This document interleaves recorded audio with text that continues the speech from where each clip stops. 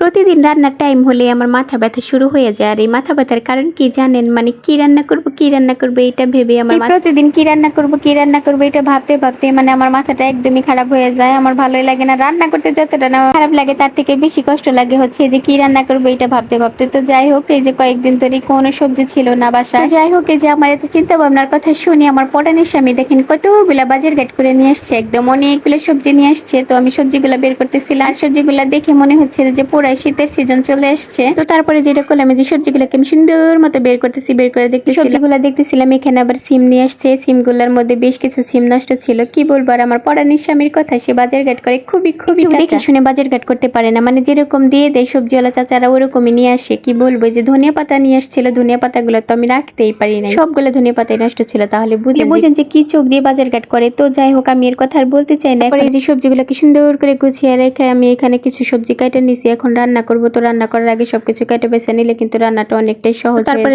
যেটা করলাম, কাটাকাটি করে সুন্দর করে আমি সবজিগুলোকে ধুয়ে নিলাম। এখন সোজা চলে যাব রান্না করতে। তো রান্নার জন্য যেটা করব, আজকে আমি ফুলকপি, সিম আর হচ্ছে আলু কেটে নিয়েছি। এটা হচ্ছে ইলিশ মাছ দিয়ে রান্না করব। তো এই তরকারিটা রান্না করার জন্য শুরুতেই আমি তেল দিয়ে দিলাম। করলাম যেখানে কিন্তু আমি পেঁয়াজ মরিচ দিয়ে দিয়েছি হালকা। এখন লাড়াচাড়া করব, কিছুক্ষণ লাড়াচাড়া করে ভেজে নেওয়ার পরে যখন পেঁয়াজটা নরম হয়ে আসবে তখন কিন্তু আমি এখানে পানি দিয়ে দেবো, ঠিক আছে। তো সামান্য পানি দিয়ে এখানে আমি কিন্তু মশলা দিয়ে দিচ্ছি হলুদ গুঁড়া, মরিচ গুঁড়া, ধনিয়া গুঁড়া আর হচ্ছে সামান্য পরিমাণে জিরা বাটা। যেহেতু আমি ইলিশ মাছ রান্না করব তাই আমি এখানে বাড়তি কোনো মশলা দিব না। আর দিয়ে দিচ্ছি স্বাদ মতো লবণ, ঠিক আছে।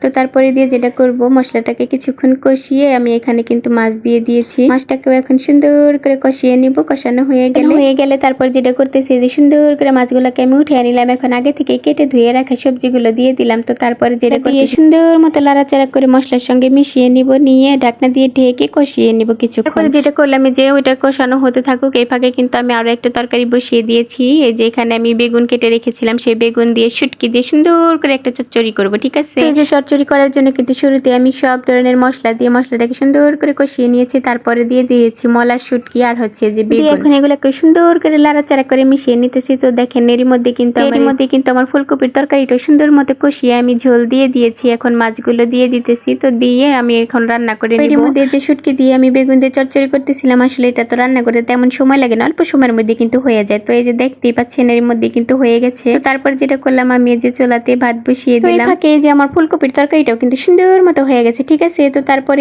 এই যে এখন আমি কিন্তু তরকারিটাকে নামিয়ে নিব। তো তারপরে যেটা করছি, এই ফাঁকে কিন্তু আমি যে মিষ্টি কুমড়া ভাজি বসিয়ে দিয়েছি। শুধু তরকারি রান্না করলে কি হবে, সাথে যদি একটা ভাজি না থাকে তাহলে আবার কেমন হয়, তাই না? তো যাই হোক, এই যে আজকের মতো ভিডিওটা কিন্তু এখানেই শেষ করছি। আর আমার ভিডিওগুলো কেমন লাগে অবশ্যই কিন্তু কমেন্ট করে জানাবেন। ভালো লাগলে কিন্তু পেজ ফলো দিয়ে পাশেই থাকবেন। আজকের মতো ভিডিওটা এখানেই শেষ করছি। আল্লাহ হাফেজ।